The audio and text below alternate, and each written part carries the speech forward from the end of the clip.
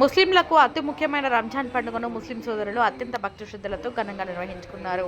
ఆదివారం సాయంత్రం నెలవంక దర్శనంతో సోమవారం రంజాన్ పర్వదినంగా ముస్లిం పెద్దలు నిర్ణయించారు. దీంతో ఉదయం నుంచే ఉమ్మడి నెల్లూరు జిల్లా నాయుడుపేటలోని జామియా మక్కా అమీర్షా వలి మసీదుల వద్దకు ముస్లింలు పెద్ద సంఖ్యలో చేరుకుని ప్రార్థనలలో పాల్గొన్నారు.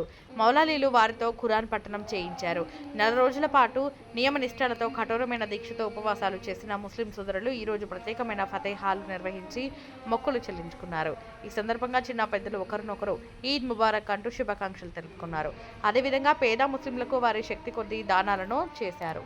మాజీ ఎంపీ నెలవల సుబ్రహ్మణ్యం, యువ నాయకులు నెలవల రాజేష్ ఈద్గా వద్దకు చేరుకొని ముస్లిం సోదరులకు రంజాన్ శుభాకాంక్షలు తెలియజేశారు.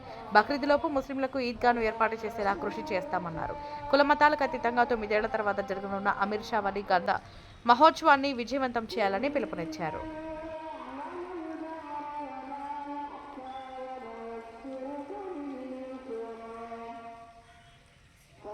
Good.